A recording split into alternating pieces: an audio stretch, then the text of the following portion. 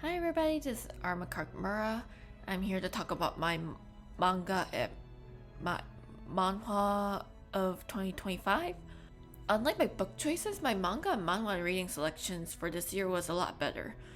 I started a new series.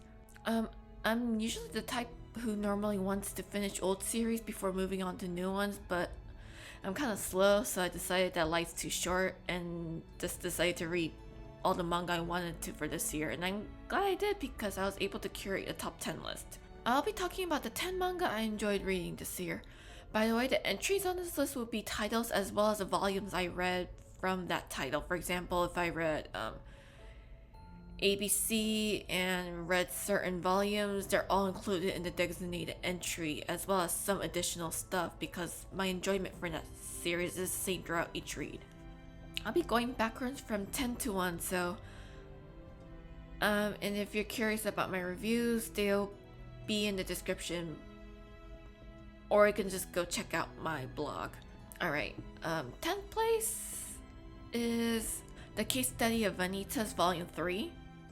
Okay, to be honest, I had a hard time choosing what to do for 10th place because other than Vanitas, there were a few other entries that I enjoyed.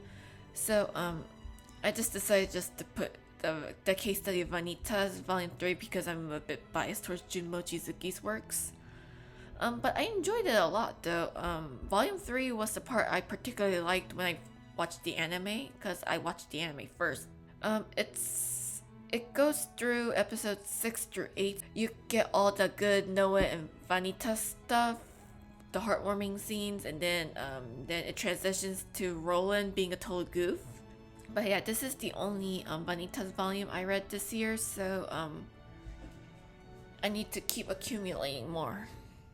9th place, we have Sasaki and Miyano volumes 1 and 2. I did watch the anime and I did read the manga in the past, but I decided to reread it again via physical copies. I mainly started Sasaki and Miyano because I was celebrating Yaoi Day by reading BL manga throughout August. It's cute and I can see why it's popular. Okay, to be honest, I was debating on whether I should put Sasaki and Miyano for 10th or Vanitas, but I just chose Sasamiya to be 9th place because I read 2 volumes. But yeah, if you want like a wholesome, like pure BL, that's basically like Sasamiya is basically the epitome of modern day wholesomeness. Though the slow burn might tire out some people. Number 8, we have A Terrified Teacher at Gold School. As someone who enjoyed the anime when it aired from fall 2024 to winter 2025, I read through the manga and decided to get physical copies.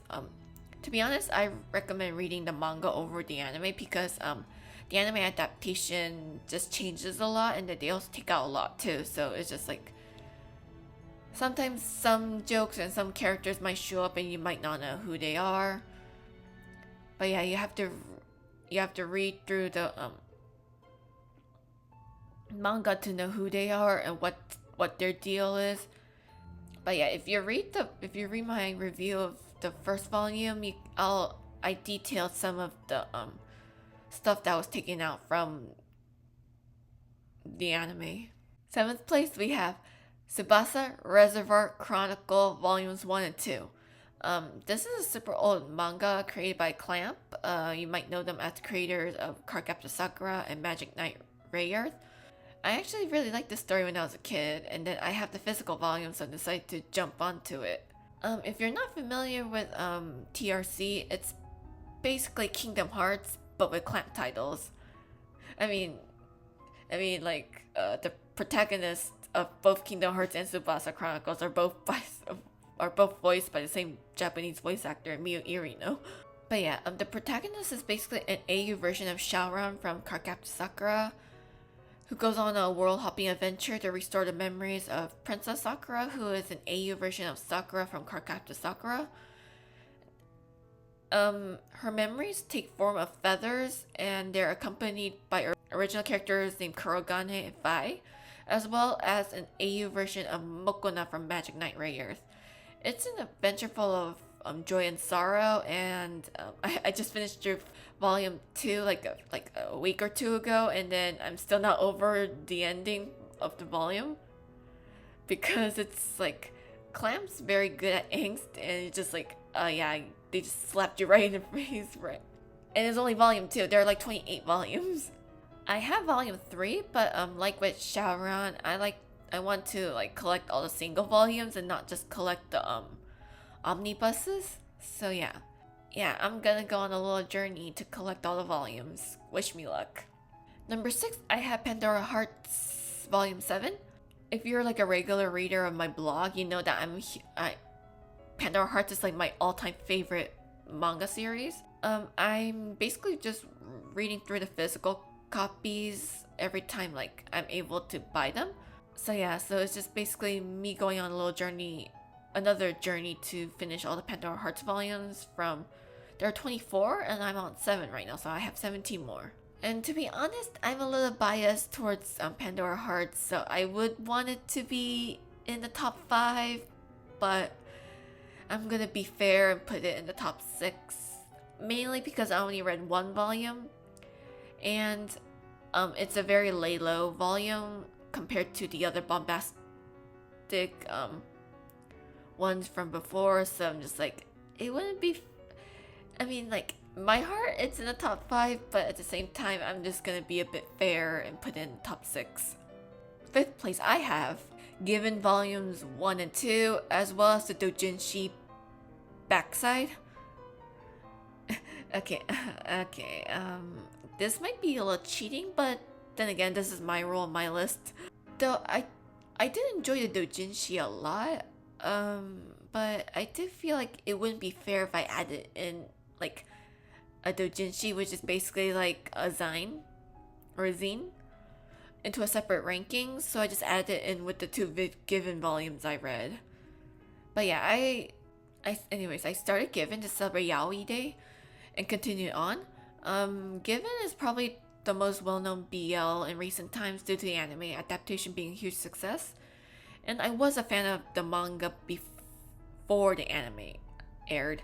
My read-through of Given again is just like, I like to learn new things about it, and I do feel like I am like learning a bit more now that I'm like more into like storytelling and plot building and all that structural stuff. Oh, and then if you're curious about the doujinshi, it's basically the R8 it's basically R18 of the main pair banging as adults. I'm not gonna go into too much detail. If you want to read it, you can just go read my detailed well, not my detailed summary, but like just my thoughts on the doujinshi and my blog.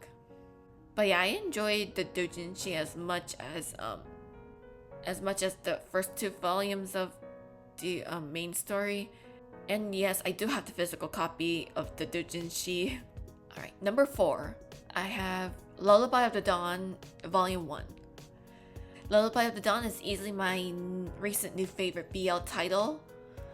It's story driven, the art's beautiful, the characters are distinctive, it has all the markings to be a modern masterpiece in the BL world. The only downside that it's underrated, especially in the Western circle. Usually Japanese BL, they're not really like plot oriented, but they are slowly getting into like being, very like plot oriented these days.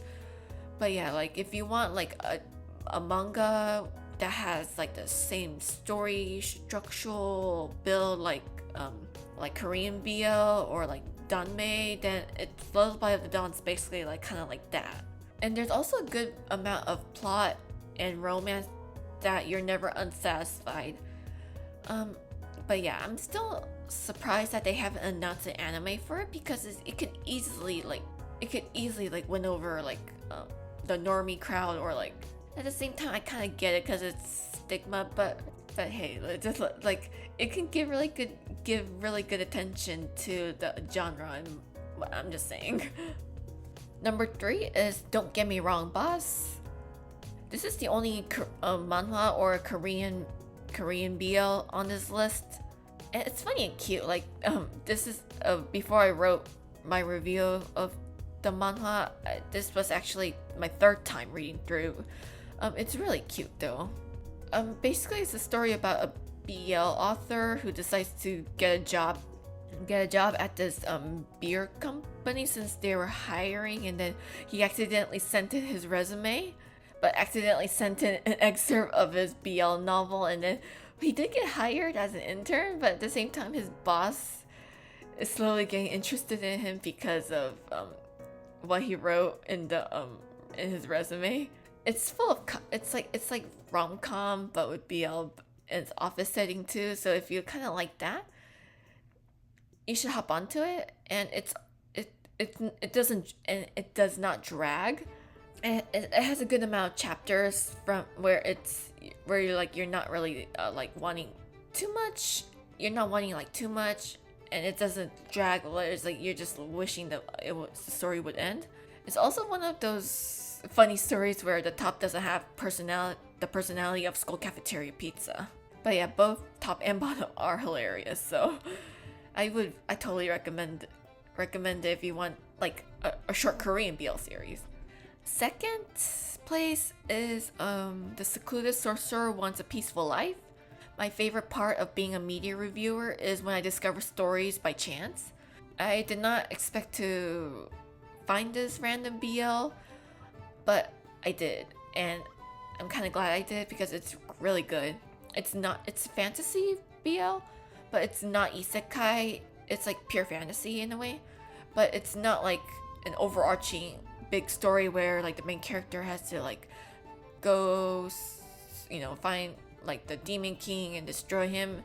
It's mainly a story about it's kind of like the main character was a hero back in the day, but then like because the kingdom fears power imbalance, they had to steal his magic away, and then he just lives his life in the forest, secluded from society.